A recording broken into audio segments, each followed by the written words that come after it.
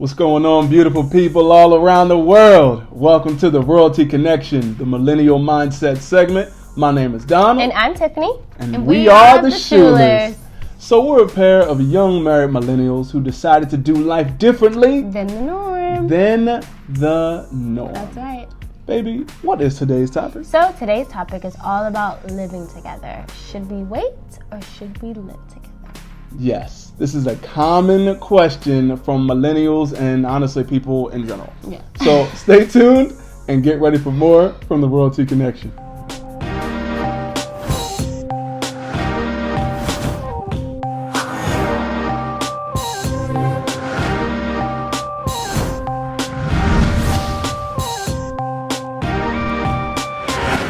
Hey, what's up, everybody? Welcome back to the Royalty Connection, the Millennial Mindset segment. We're about to get into it. Buckle up. Baby, what's the topic? Okay, so again, the topic is, should we live together or should we wait? So just to answer that quick question, in my personal opinion, I believe that you should wait to live together before you get married. The reason why is that you literally have nothing, as women, you literally have nothing to hold on to once you move in together before you're married. So let me break it down for you. So as a man's perspective, and correct me if I'm wrong, you as a wife, you get to cook, clean, you get to constantly have a companionship that you're with all the time, and then finances, and of course you get to share intimate type of level with that person. You get to get busy. So you have all of that when you become married and when you're living together. So therefore, as a woman, if I choose to live with you before you put a ring on it, then I'm pretty much giving you every single thing that you can possibly get from a wife already. And so there's no incentive for you to put a ring on it, because in the man's mindset, if you live together before you're married, they're like, the only thing personally that's going to change for me is that your last name. Nothing else. Like, why am I excited about that? You know? And so as women, we have to hold on to something, you know? And I'm not saying that if you do live with somebody before you get married that you're not going to get married. That's definitely not what I'm saying. Right. What I have learned, and from my personal experience and then from just other people, that it takes a lot longer to get married if you already live together before he puts a ring on it. So therefore, for instance, I personally had experience with living with somebody before I met my husband, and we were in a relationship for 4 years. We literally just had a simple routine, and I was just in a relationship. I got comfortable. I'm like, eventually I'll marry him. Wasn't that like, that's just what we do, you know? It's just, I'm in a routine. I just foresaw that.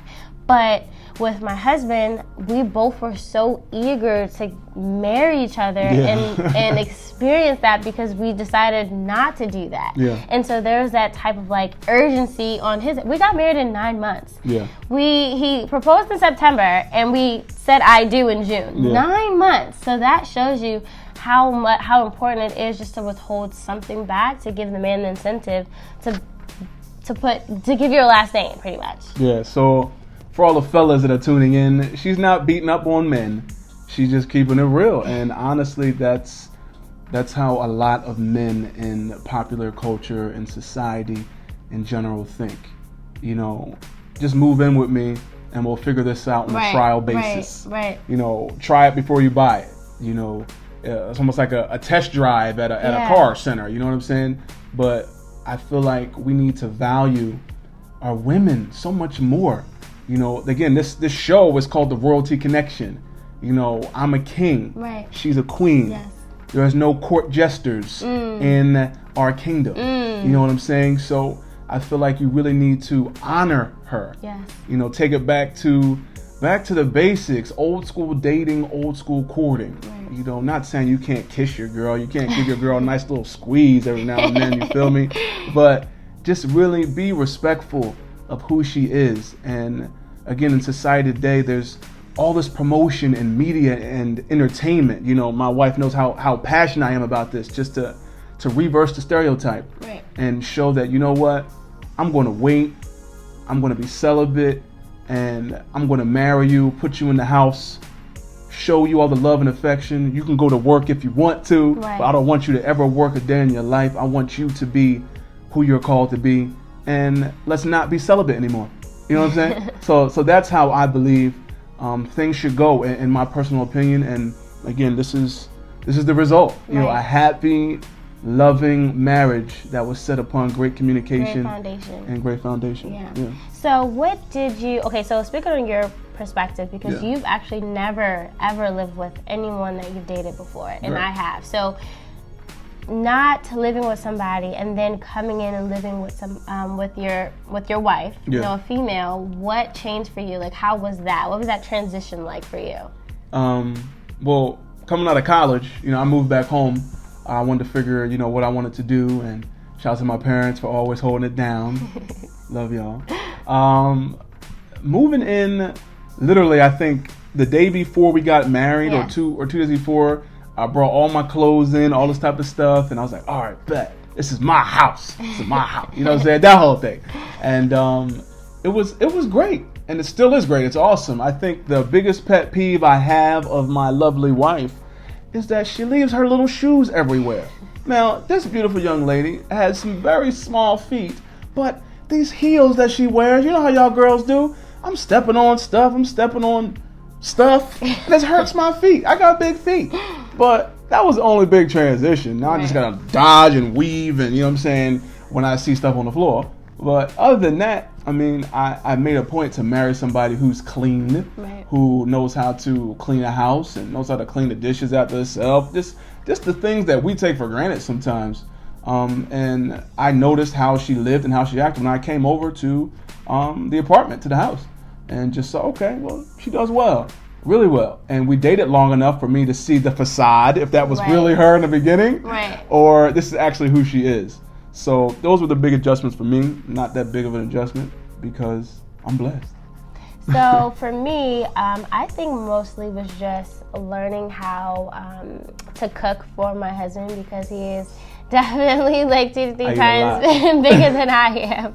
And so just to make sure that I'm just feeding him, and I'm used to just having like a bowl of cereal and just eating some crackers and cheese if I don't feel like cooking. But I'm like, I have a husband, and I need to make sure that he is I'm feeding him some nutritious meals.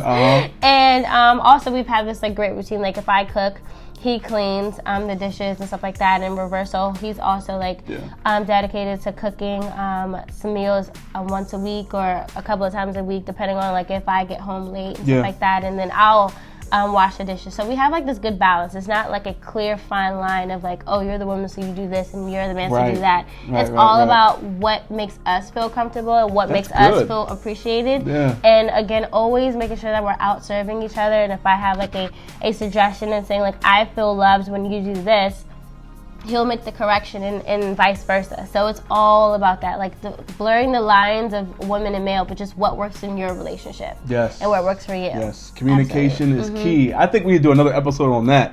On like love languages. How, you know, your person that you're dating or your wife, how do they receive love? That is so important. We have so many people assuming what they feel like, being mad about stuff you shouldn't even be mad about, and just being mad in general. Life is too short to be mad at the person you love. So, I mean, I guess that's pretty much it. That's pretty much it, right? Yeah. Living together, should we or should we not? That was the topic, and I hope that we could be a blessing to you guys. We're going to put a bow on this thing. And once again, as usual, if you liked it, if you loved it, please comment, share, subscribe, and show somebody that you found something that encouraged you. So, for my beautiful wife and I, we love you guys. Stay tuned for more upcoming episodes from the Royalty Connection. God bless.